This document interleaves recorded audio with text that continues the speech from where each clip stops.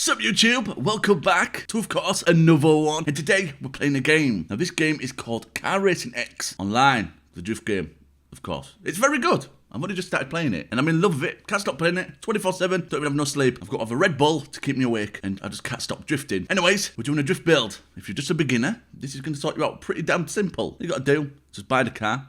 Actually, no, you don't even have to buy the car. You start off with the car. Just copy these drift setup, and you'll be on your way. And you'll love it. We'll end up doing more of these as well anyway, if you want them. You've got to let me know in the comment section, and we'll get them on the way. So I'm going to call this video the best ultimate drift tune for the Hachi Roku. Enjoy. Let's get straight into it. My God, someone's going to be drifting an R8, which is going to be pretty crazy. So we've got a Supra as well. I'm going to try and follow these. I could have turned the smoke off, but I want to keep the smoke on because it's more realistic, isn't it? And Dylan Mark is managed to drift with a very rubbish connection. I don't know how he's doing that.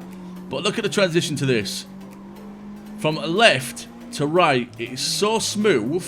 And then an Audi R8 managed to put her off. But yeah, it's so smooth. We could just maintain the drift. Very easy and simple.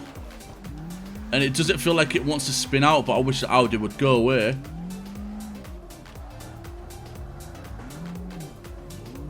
He is shocking. He is absolutely crazy shocking.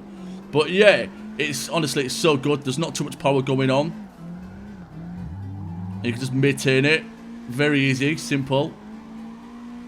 The angles on this as well are crazy. But if you feel like you're getting too much angle, what you could then do for yourself is just turn the anchorman down and get it to the level you want it to be at, and you'll be completely fine. I feel like him in the Audi, though, just can't drift at all. He is shocking. Like, I'm not the greatest, but come on, I'm not that bad.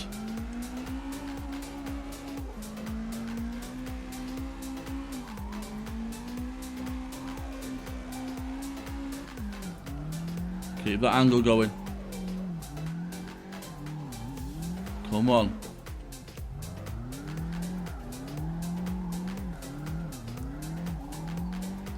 Right, I'm hoping these do get around this corner pretty good and don't crash. Because normally it's very tough here. And we managed to keep it going. Straight out here. And there we go, boys. Everyone's just going absolutely nuts, which I freaking love it. So with the dyno stand, it is very simple, really. Just copy these, pause it, copy them. We've got the front spring length 15, the rear spring length 13. I'm actually not going to go through all these and explain and tell you what they are. We're just going to go through them very quickly, very vaguely, so you can copy them. And if you feel like it is not to your taste, well, there's nothing I can do there. You need to like just do it yourself. So anyway, with the stiffness, yeah, 60. It's front spring stiffness 70. And it's just all pretty simple, really. Now, everything we've done on this, we've changed. And it just needs to be changed, because if not, the build is not good at all. It is basically just like a race build. But this is what we're talking about as well, the max steering angle. If it's too much for you, you can change it down a tiny bit. I won't change it down too much, because if you do, you are not going to get those good angles, and then you're not going to get the maximum drift points you can get. So, yeah, definitely do bear that in mind. The front rim diameter is 18 as well as the rear. The front tyre width is the same as the back and the front. Tyre pressure is obviously the same as well. If we change that up a bit, then we definitely are going to be spinning out. And we're not going to be getting the traction we do want. So yeah, the front wheel adhesion as well is basically the same. The front wheel track, we've got the 7, and then we've got the rear base 5.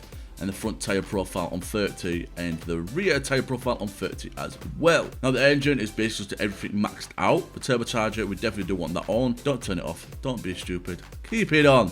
Keep the turbocharger on, people. Transmission, we've changed it up a tiny bit. The gears are very important, but once again, you can mess about with it.